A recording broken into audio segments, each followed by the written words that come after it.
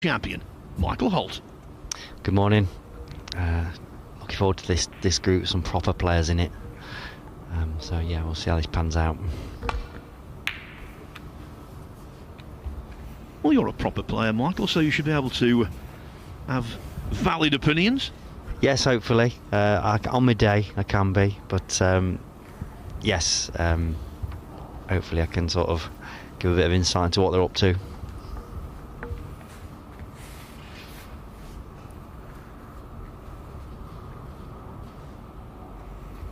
What we can say for certain is that if he wants to make the playoffs, Walden has to win this match and then the next two.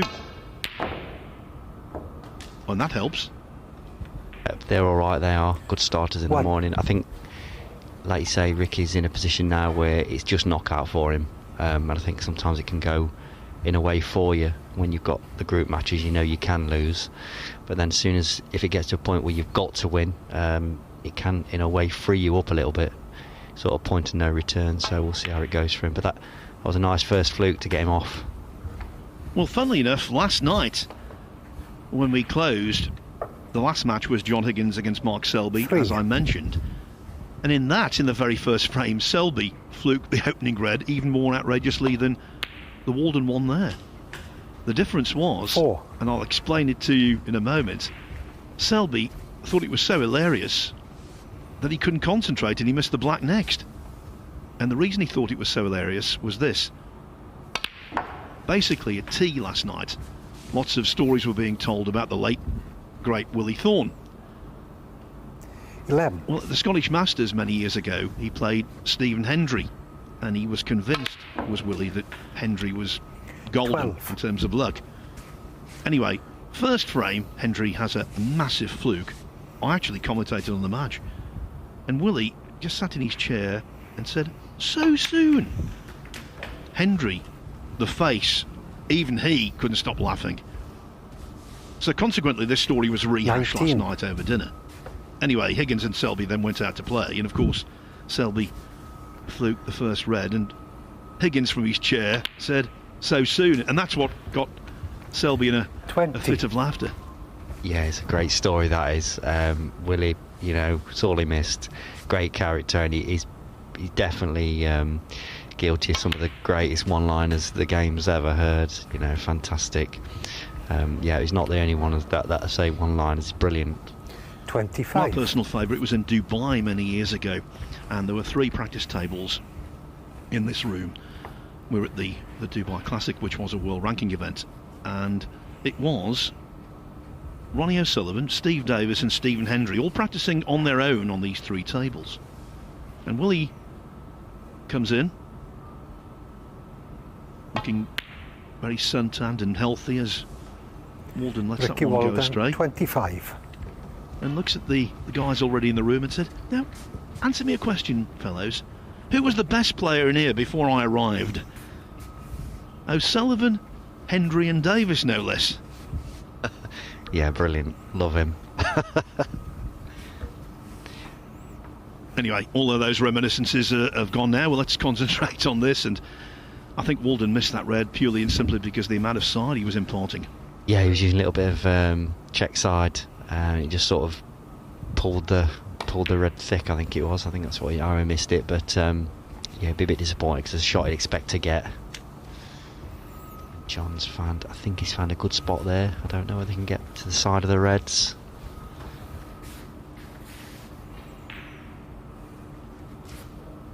Yeah, I think he can, so he'll probably try and put the white in a similar position where it is now. It's a bit too hard. He might get second prize here. No.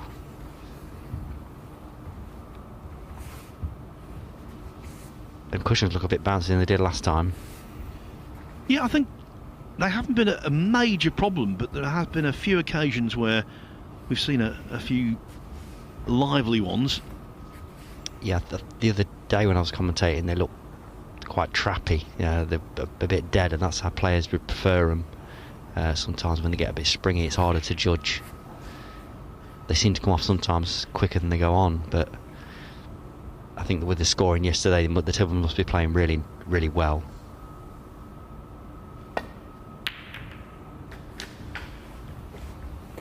Yeah, I think the big problem, as you well know, Michael, and it's not been completely eradicated from the game, but it's certainly a lot less of a problem than it was, is inconsistent bounce.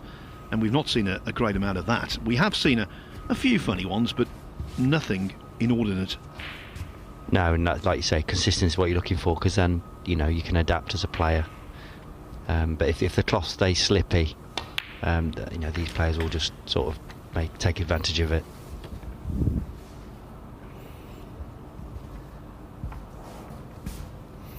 Eight. I don't know whether the red goes, the black goes in this right corner. I think that's on. Look now, look. If it does, that'd help him. If it doesn't, you want to get that red out of the way as soon as possible.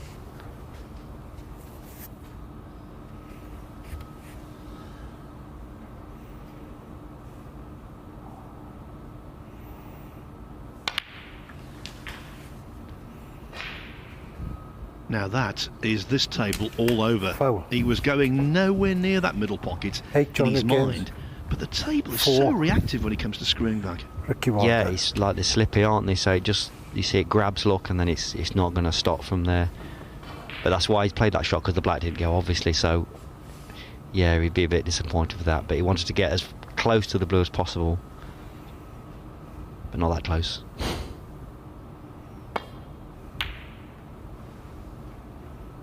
Oh.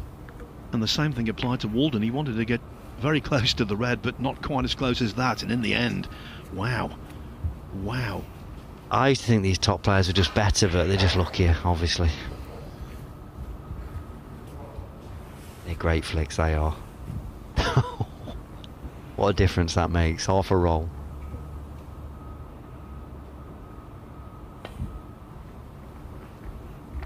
You want to drop on this, because if he flicks it towards the pocket, he'll leave a shot on. Yeah, he has done.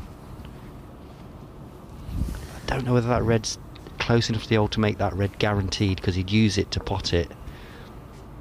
Don't think it is. I think he'll still think he'll play it though, but he's trying to. He's not. He's unsure.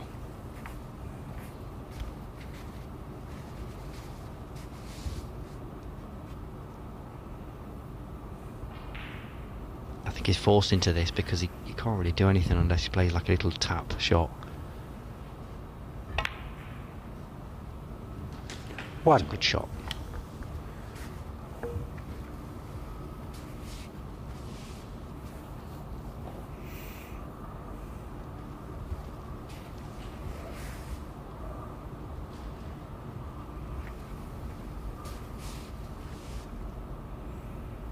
These are obviously reds are everywhere here, but if that red's guarding, stopping the black go, he'll want to try and get that out of the way as quick as he can.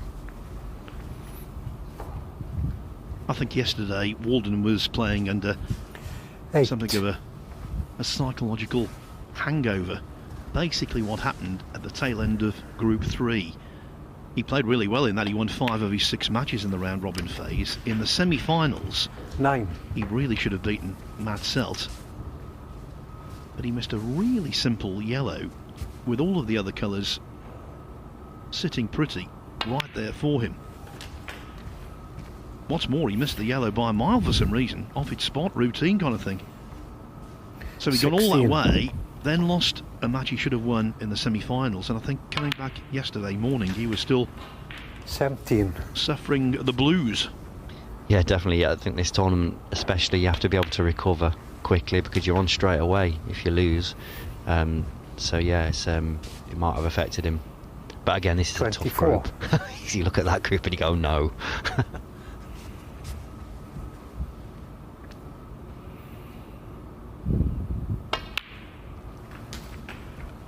25. Mind you, Michael, I don't think Group 5 is going to do anyone any favours. The new additions will be David Gilbert, Mark Williams and Neil Robertson. Yeah, they're not bad between them, are they? They've had a few hundreds of breaks down the years. So I think this tournament, when it gets to sort of this stage of it, it gets, yeah, some of the groups are horrible 13. to look at. If you're playing them anyway.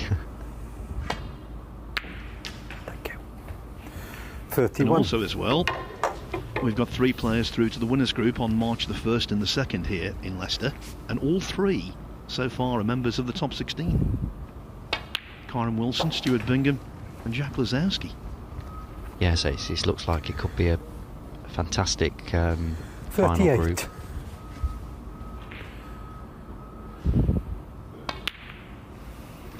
Well, Walden has 39. started off exactly how he needed to. Greatly helped, of course, by that fluked snooker, that flick in behind the yellow. Yeah, he had that fluke early on, then he had that flick, and then, of course, John had a chance, which you'd have expected him to make more of. So those little things like that, no matter how well you play, you need that to happen.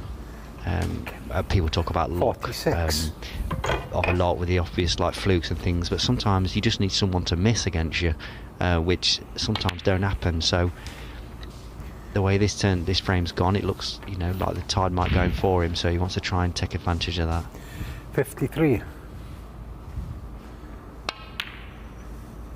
The other disappointment for 54. Walden yesterday in his match against Gary Wilson on this table, he potted 13 reds, 13 blacks, had the chance of a 1-4-7, and he played the 14th red quite correctly, slowly towards the top left-hand pocket as we're looking, and it did seem to 60. just taper off and hit the far jaw. I think it did run off slightly, so that was another cause of angst. 61. Yes, it would have been. You know, it'd have been nice to make a maximum. Has he ever made maximum in the tournament? I think he might have. Yeah, he has. Yeah.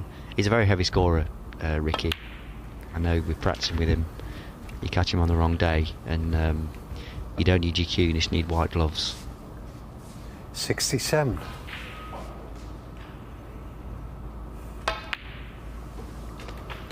$69. No problem with the yellow there. That was the cause of his problems in that 72. semi-final against Matt Selt in Group 3. But you can't turn the clock back. You shouldn't dwell, but it's human nature. Yes, it's tough sometimes to try and 76. put things out of your mind, but this is the best way to do it.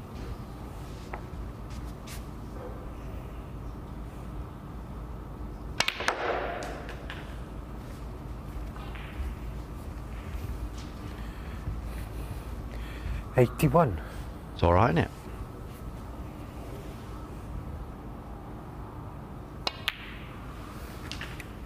$87.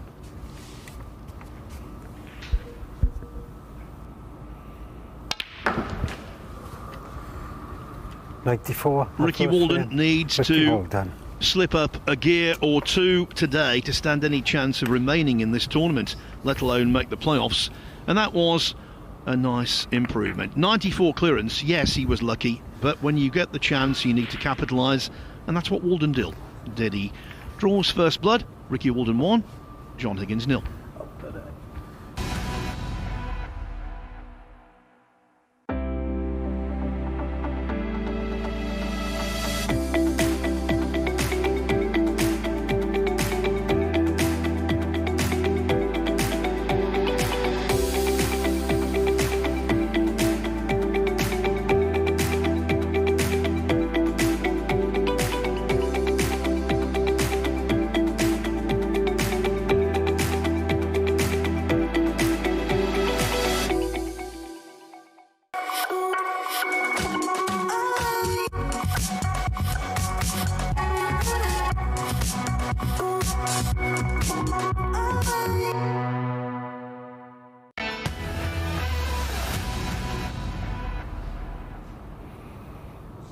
The opening frame on both tables is over. Ricky Walden's sitting there, feeling a lot better after taking the first from John Higgins. Over on table 2, I can tell you, Matt Selt, who heads the prize money table Ricky for Walden the Championship League so far this season.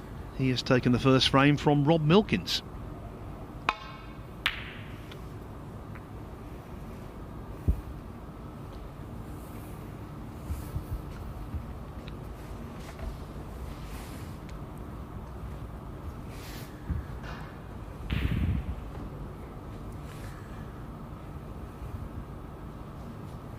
I think John's had a look at that long red, but it's all or nothing. I think think he looked at the red just above the black. The one might have played a shot to nothing there, but he's going to go for this one now. Maybe come back up the table for the blue. Now he's played for the black, really attacking. It's a great shot.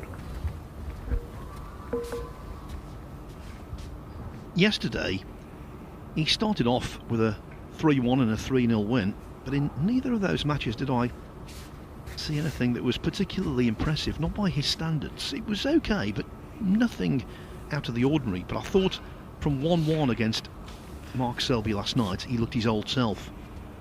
In the first 2 frames, he missed quite a few balls and squandered chances, but thereafter, that was the old John Higgins. Yeah, if John doesn't play to his best, it's just a matter of time, really. He will start playing at some point. He might have had a good New Year. So, but yeah, I mean, John's just snooker royalty, basically. Yeah, brilliant player. I was talking to him about the Christmas festivities yesterday. Said he really enjoyed Christmas. They had a very quiet New Year, in fact, the family. I think one thing about the New Year that really pleased him was the fact that Celtic got the draw against Rangers, so remained well clear at the top of the top division in Scotland. It's all sweetness and light now.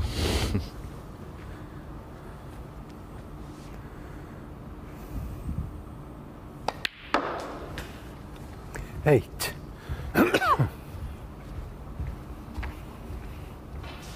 He's got such a really great technique, John has. Not much can go wrong.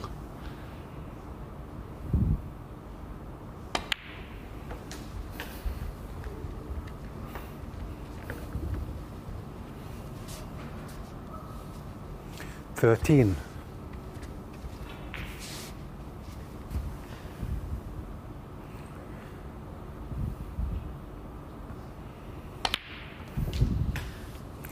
$14. Undoubtedly one of the game's all-time greats, John Higgins. But Michael, you've beaten Higgins in a final over in Prague in the Czech Republic, I believe.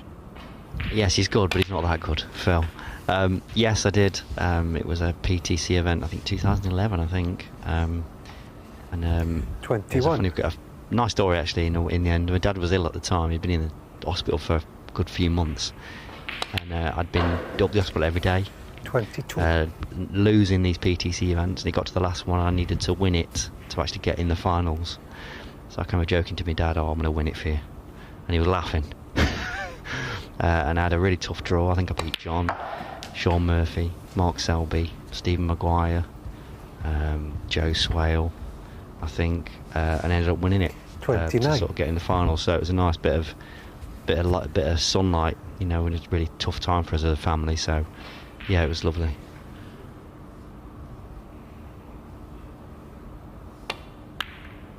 I think I was 3-0 up. And it went 3 each, and I won the decider.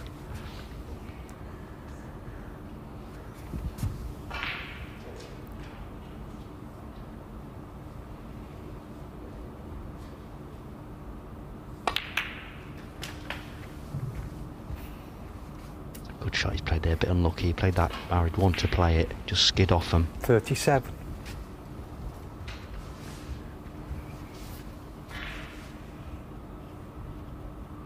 We've seen how grippy the cloth is with the Higgins screw backing off in the first frame, and I think that helped with that particular shot to go into the reds quite as much as he did from that angle.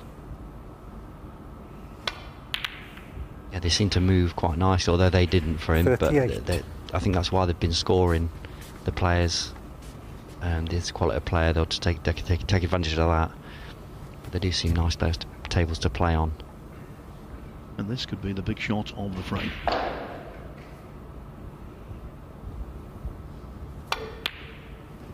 Well cued. They might seem simple. You say, oh, a black off each spot, but there are very different kinds of black 45. off their spot. And when the cue ball is as close to the side cushion as that, you need good cueing.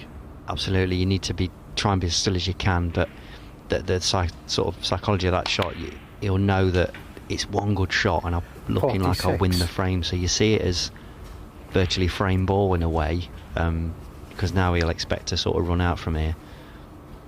Now he's perfect, and he'll just keep a tight white, hopefully, and that'll be that.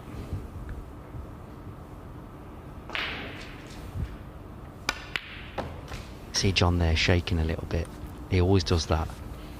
I can play him at the Crucible once, and he obviously really close, 49. And he was playing a shot from right close to where we were sitting, and I saw him shaking, and I thought, oh, I've got him. I didn't get him. Lots of players 50. do it, even the very top players. I've seen Mark Selby do it on many occasions. The most notable example, certainly in terms of a ranking event winner, was a French-Canadian, Bob Chaperon, who won the British Open in 1990 at the Assembly Rooms in Derby. And he really did shake on the shots. But that week was his. Yeah, is that where they drew it every round? Was that there was a... It was. Yeah. I think that'd be a good idea for an event now. If they did they do that? At the British Open? They do it, don't they? Yeah, they do it, yeah, of course.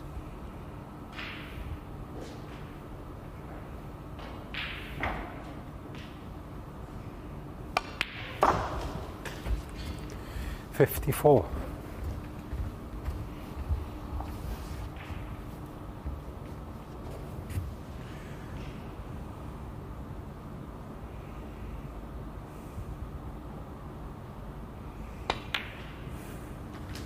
Clever shot by John there. He knows he needs another red, so just drop onto him, knowing that red's over the middle. 59. You didn't need to go into a mod there, just nudge him open.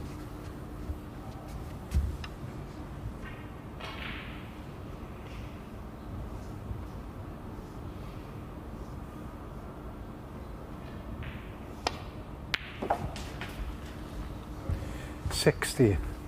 It's not certain because Judd Trump and Neil Robertson are on his tail, as it were, but I think there's every chance that John Higgins, if he maintains his usual form, will become the second player in professional competition to make 1,000 centuries. Would he be the second? Would he? I mean, don't surprise me. He's, yeah, brilliant. Snooker royalty, like I say. I could watch 66. him play all day.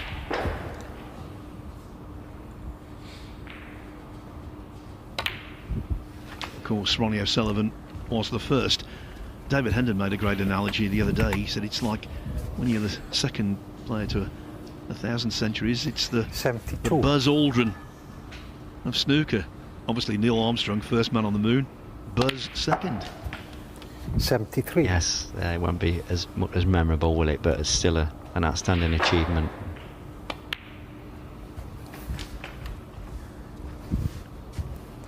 You might be too up with this. I don't know if this is true, and I've asked John, 80. and he says it is, but I still don't believe it. He said that when he won his first World Championship, it was before he'd made a maximum in practice, which I think that's one of the most amazing stats I've ever heard. Absolutely true. Absolutely true. I think actually the first 147 he made was in competition. It was in the Home Nations, wasn't it? I think it was against Fergal or something. That was his first maximum. I still can't believe it. 88.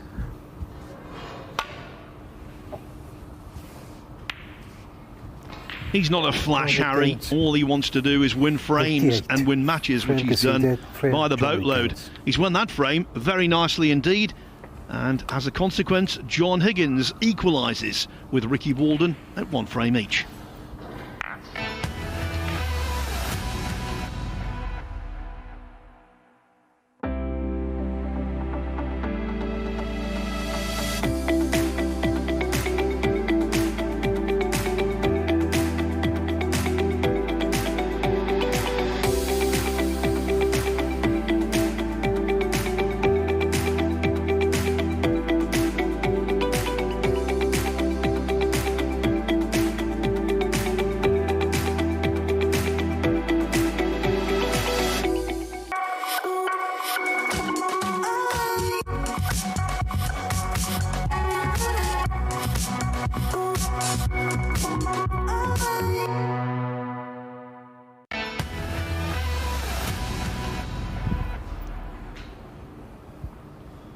Well, much like yesterday morning, we're off to a very quick start. Some fluent snooker, in this case, from both players.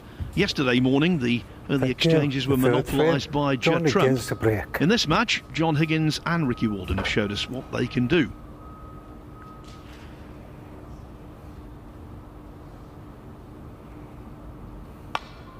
By the way, we were just talking about John Higgins making his first 147 break in professional competition.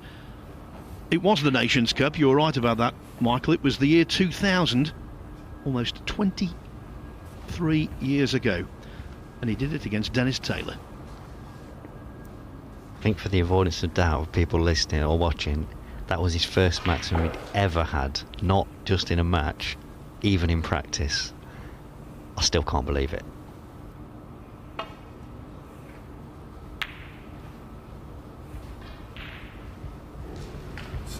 Now over on table 2, it's not a maximum, but it is a frame winner from Matt Selt. He's on a run of 70 with the black to come, surely. And he's going to take a 2-0 lead over Rob Wilkins. The schedulers did him no favours yesterday. His first 3 matches were against Higgins, Selby and Trump in that order. It can only get better, can't it? By the way, the Higgins maximum count is now at 12. So he's second on the all-time list behind O'Sullivan with 15. Third is Stephen Hendry with 11. And fourth, our Group 2 winner in this tournament, just before Christmas, Stuart Bingham. He's made 9. Yeah, Stuart's always made a lot of maximums in practice as well, so he obviously goes for them. And he's also a brilliant player. I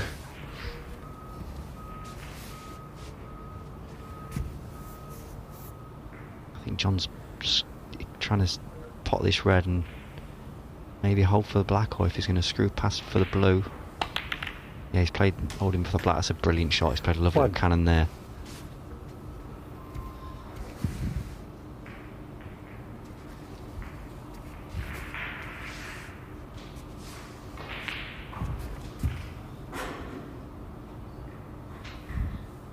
The Selt break on table 2 concluded at 77, so he is officially 2-0 ahead.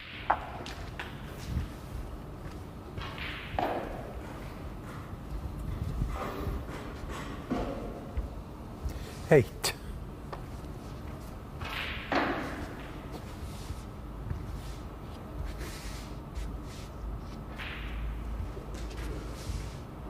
Not sure what he played on there, whether he just didn't come far enough.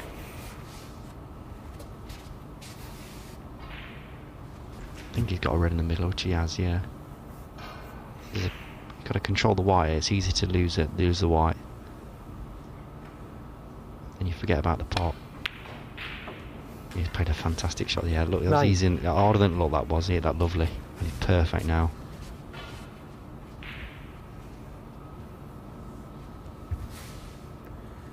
He might go into him here. He's got a lovely little gap. Not guaranteed. You don't have to, but he might do. Yeah, I think that's what he's having to think about there. The shot's on, but he's frightened of not landing with so many reds out. The risk he might not want to take. No, he's not took it, so.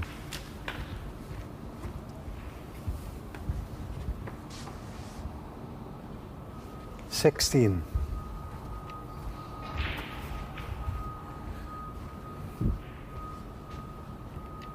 See that red he's looking at now.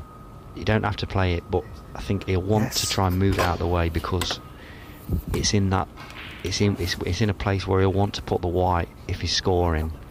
So if you can sometimes get rid of the reds when they're in that position out of the way, they're in a nice pot-up position, but they can cause you more problems than not.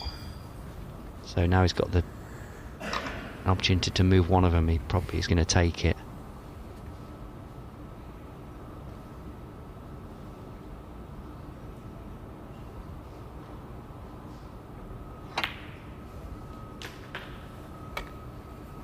Okay, thank you. 17. Okay, thanks. Hard to read the head-to-head information with these two. conflicting signals, as it were. They've played 5 times before in the Championship League, and Higgins has won all 5.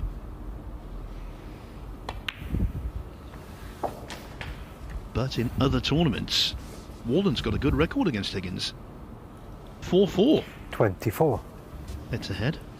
Yeah, Ricky's one of those players that's so capable of playing a really, really high level, and he's got belief in what he does. He's always capable of beating the top players. I mean, he's won some big events as well. Do you know what I mean? So he's just probably not as consistent as the top players.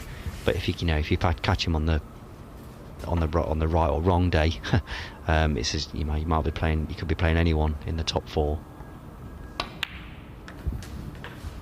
Talking about Higgins and 147s, he made one against Ricky Walden in the 2004 Grand Prix and lost the match 5-3.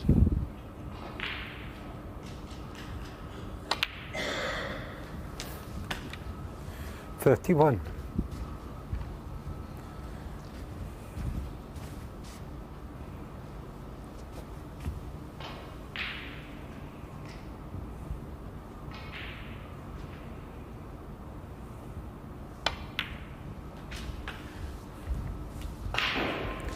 One of Walden's most satisfying and indeed lucrative wins came at the expense of John Higgins, semi-final of the 2016 China Open, big event in Beijing. Walden led 5-3, Higgins fought back to 5-5. Walden made a 1-3-1 in the decider. He's also beaten Higgins in the UK Championship. Extended rest, yes. That was in 2004, and quite recently in 2021, last season actually, he beat Higgins in the last 32 of the British Open. So he's been there, done that, knows what to do. Yeah, he's had a sort of a great career on the quiet, and you know what I mean. Everybody looks to sort of like your John Higgins's, Ronnie O'Sullivan's, Neil Robertson's, Mark Selby's career stats, but Ricky's won some big events in China and beat, like you say there, beat top players to do it. So yeah, he's had a fantastic career.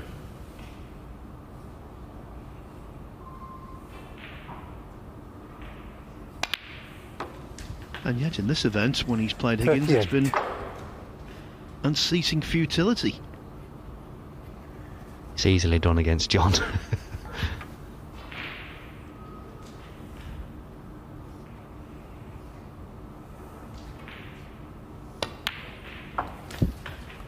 Higgins won the Championship League initially in 2017 and 2018, and he did so 45. By coming in Group 7, the last available group, winning that, and then a couple of days later winning the winners group.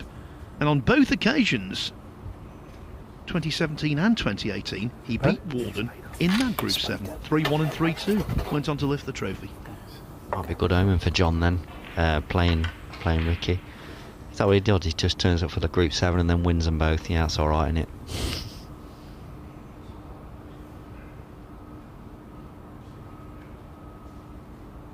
He ran too fast, now he's got a tough shot. Yes, easily missable that. I don't know whether he got a ping off the side rail there to go too far against 45. For that red. He was looking at the white as if he did go further than he expected and left him that shot bridging over the blue. They're hard, easily missed.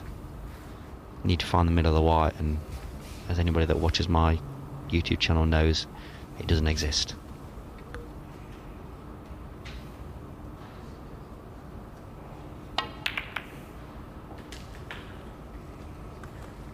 One. Well, for Walden there, position doesn't exist, okay. He has a couple of colours available, maybe 3 even. But he didn't want to knock the pink safe, that's for sure. When you're 45 points adrift, that's the last thing you want, a high value colour to go out of commission. Yeah, and as well as the way he's landed there, look, he could have landed better, I suppose, on a colour. Some days that just runs perfectly for you, but and you'll expect to get this, but it's not guaranteed, and he's got to get the white in a good spot. It's a good shot, brilliant shot he's played there. And now he'll try and get the black on the spot, and then he's off. 6.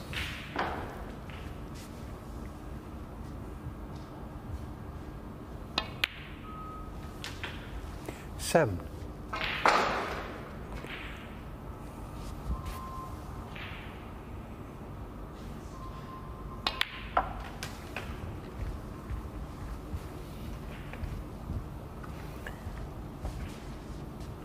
$14.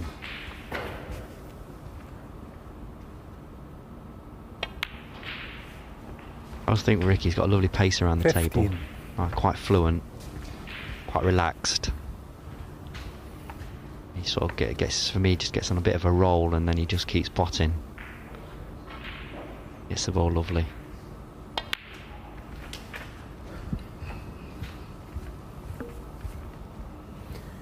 I like your description of his career, actually. 22. A really good career on the quiet. It is, because the 3 events he won in China were immense tournaments. We all know that. But because they were over there and not 23. here, maybe the British audience don't realise quite just how well he did there. To win 3 world ranking events anywhere is a phenomenal achievement. Yeah, and he's picked big ones to win as well. They're big events, and I think he beat Ronnie O'Sullivan in the final of the first one, which is, it's like winning 2 events really. 28. So yeah, it's for his first one as well. I think it was the Shanghai Masters. Yeah, incredible. 29. And I think he's been to the semis of the world. I think he's been to the semis of the UK. He's had, like I say, a fantastic career, and he's a brilliant snooker player.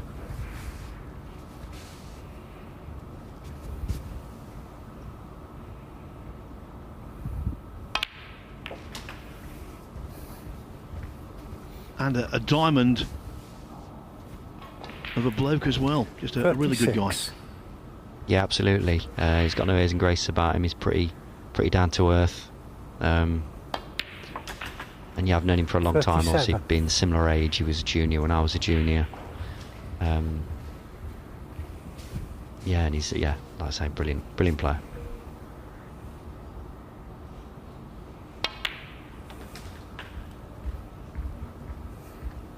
The first red he potted, he knocked the pink safe. 42. He won't need that, thankfully. Plenty of other alternatives, and if he gets that far, the frame will be secured anyway. 43. But the red that's close to the middle pocket he's eyeing now intently. Even though that is close to the pocket, it's not a certainty unless you get right in behind it, and even then, it could be a little tricky. Yeah, like you say, if he's perfectly on it, he'll expect to get it. But if you're not quite, it's a horrible shot.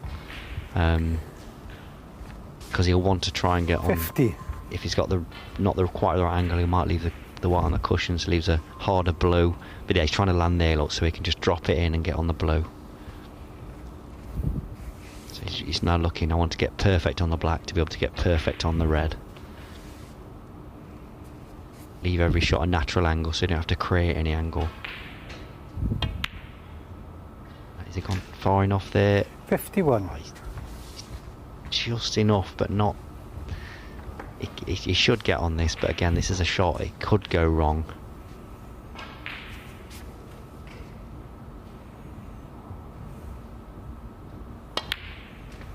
Yeah, we had a better angle than I thought there, but he's good on that. 58. He's making a decision. Does he drop it in and leave the white there, or does he try and move the white off the cushion but then risk missing the red? Probably just drop it in. Yeah, there we go. 59. Maybe thinking one good shot and I'm off and I'm done.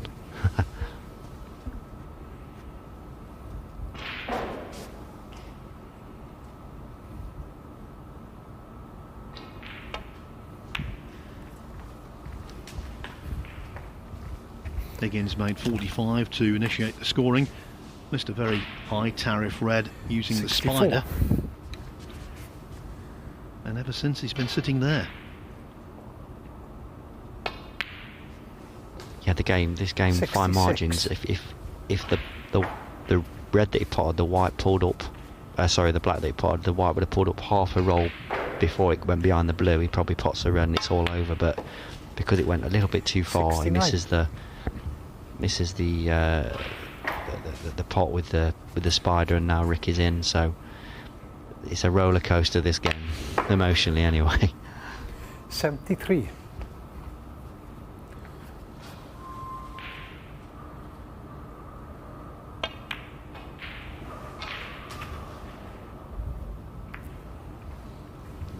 Yesterday for Ricky Walden was gloomy and unproductive.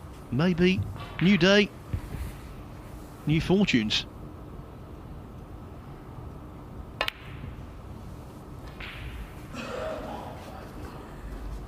Ricky Walden, 78. Walden made a 94 break in the first frame. He clears up with 78 to the blue in the third. And with that, Walden regains the lead over the defending Championship League winner, John Higgins. It is 2-1.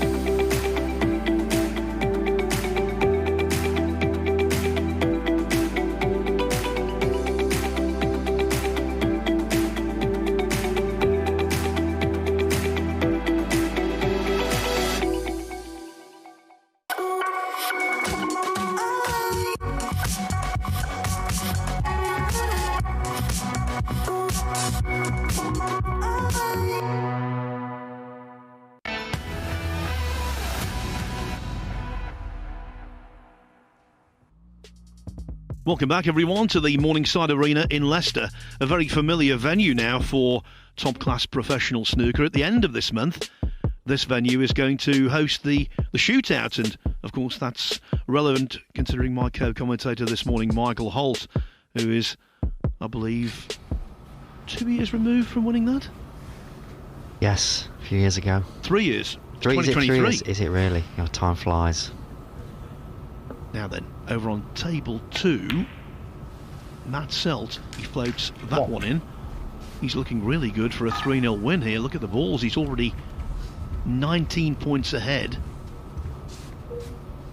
And a 3-0 victory would do wonders for his chances of A, making the playoffs maybe later on,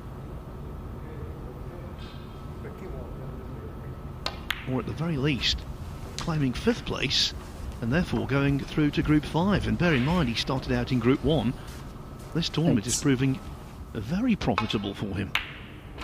Yeah, I think it's not the first time he's done it. He did it a few years ago. I think that probably the year he sort of started winning, he sort of broke through a little bit and started winning quite a few matches. He got up the rankings. I think that was that year he did really well in this event, doing similar. And it can do that, as there have been a few players down the years that have used it as a bit of a springboard.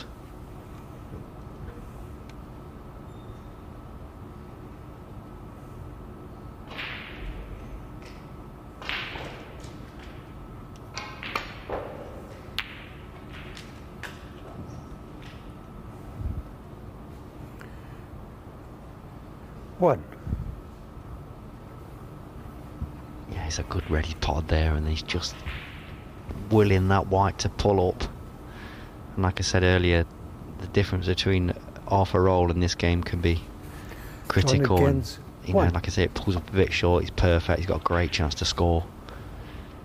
Although he's still in a good position, it's tough to put him safe from here. Yeah, he's not had the best of luck, has he, in this match? If you think about the first frame, he screwed in off to the middle pocket. Walden fluked an outrageous red. He flicked off a ball, left a red over the pocket, but snookered John in behind the yellow. So all in all, Walden has had the better fortune. Yeah, I think also when he ran out of position in the last frame, I'm sure it was a little bit of a ping he had off the side rail. I don't know, but just the way John reacted to it.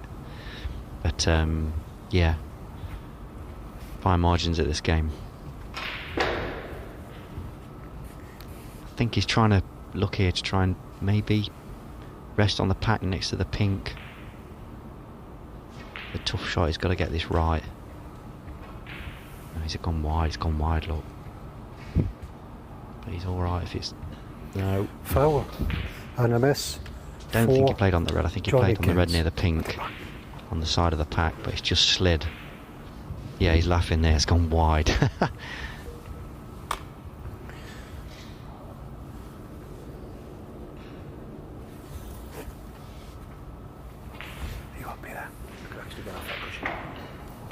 Off the next cushion. I always like seeing Stephen Maguire in these situations.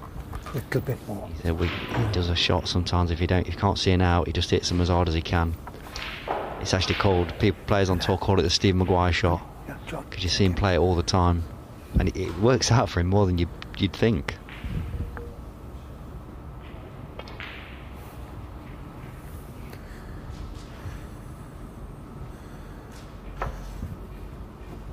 It certainly worked out for Matthew Selt on table 2.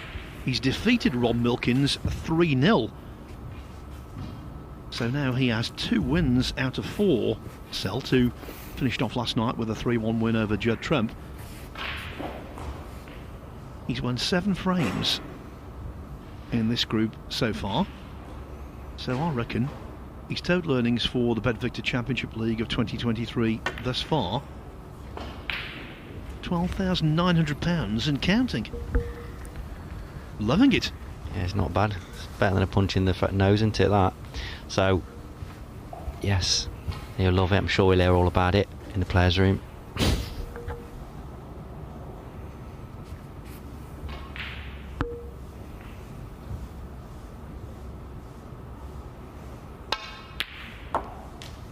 What? Now that was very well cued. That's the kind of shot. It doesn't look spectacular, but when you knock a lot of those in, it gives you a lot of self-belief, a good warm inner feeling. Yeah, the shots that you practice, the shots that you know they're tough, but you'd expect to get a high percentage of them. And usually with that sort of shot you are leaving something on, so there's a bit of pressure on them. But yeah, hit that lovely. I think is the pink go?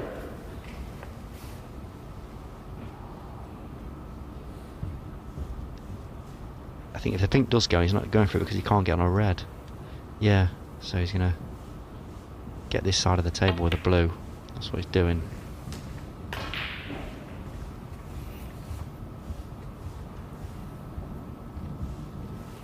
Six.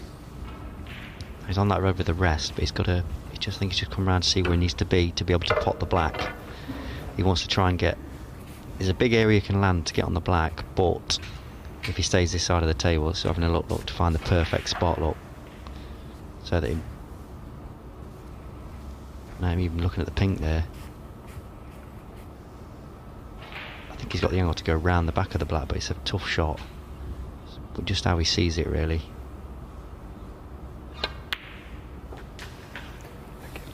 It's perfect. 7. He's played a good shot.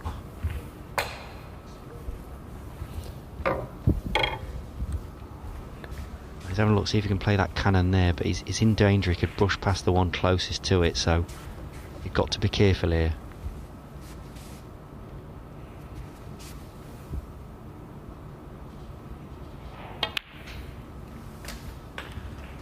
Right on the other red that goes, so gradually starting to move these reds 14. out of the way.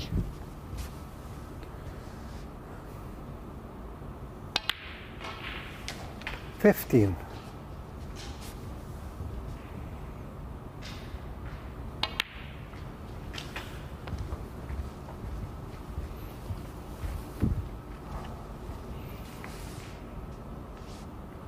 $22. I'll play a little cannon here. Maybe not here. No. 23.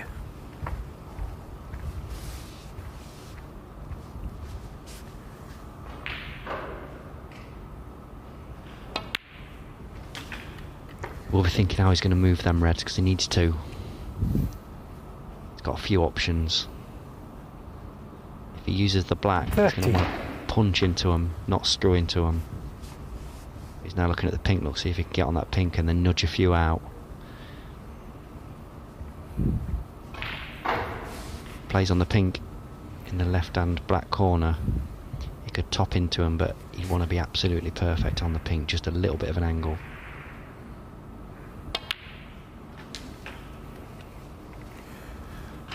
$31. He's got an option here if he wants, if he fancies it.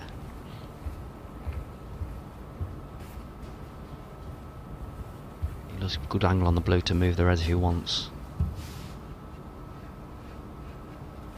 It's perfect.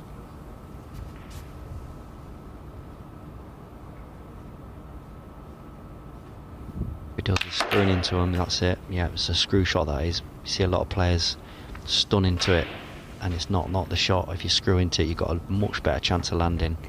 36. And the area on the pink is bigger that you can hit, so it doesn't slip off it. You played that really well, look, perfect. 37. Considering the way that Walden has scored, the way that he's taken his chances, I think John Higgins might be fearing the worst here. The split could not be much better. Yeah, he's developed them well, and now, yeah, like you say, you'd expect to sort of run out. Yeah, he's got to keep his focus though. 44. It's easy to just let it lapse a little bit, and then, you know, you miss or you run out of position. 45.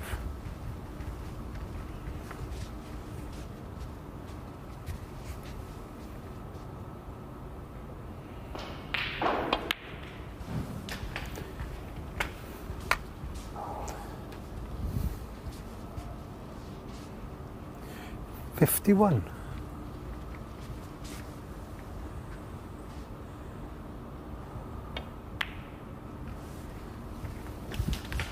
$52.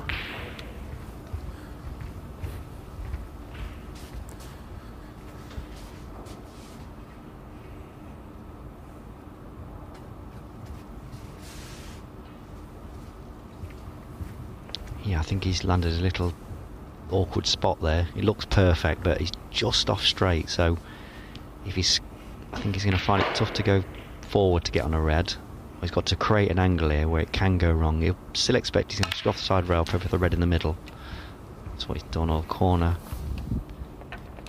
Just in a little awkward spot. That's why he grimaced. He was alright, but he had to make an angle, and it can always go wrong or not quite how you want it. You see that the bad shot was on the red before. If it had got perfect on the pink, he doesn't have to do that, and that's what I say. It's so easy it can go wrong.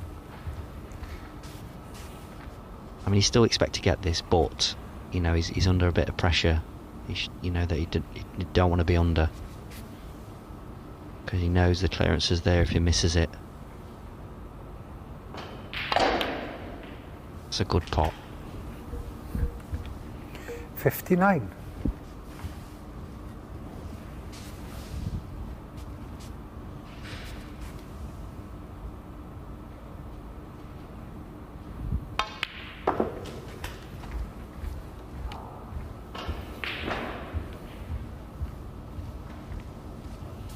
$61.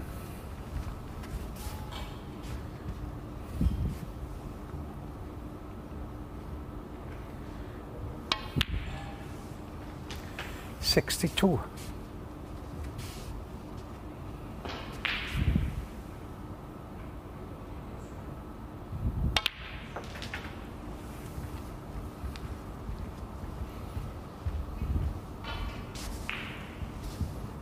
$68. Made 4 centuries in Group 3. Looking for his second 69. of this group. What we do know, he's got his first win. And John Higgins has been dealt his first defeat. Yeah, he's played good, hasn't he, in patches there. 75.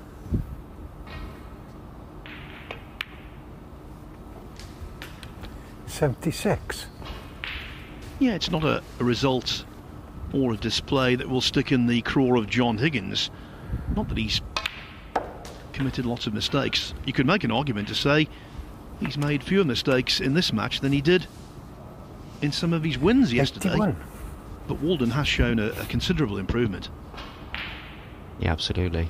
Snooker can be like that. You can play poor, or he thinks poor at times, and 82. just seem to get away with it. But and then other days you don't. But yeah, it's been Ricky needs to win this game, and he has done so. Good luck to him. Yeah, the second match of the day is underway on table 2. Poor old Rob Milkins, after suffering that 3-0 defeat by Matthew Selt, he's got to try and recover against Mark Selby. And he won't give him an inch.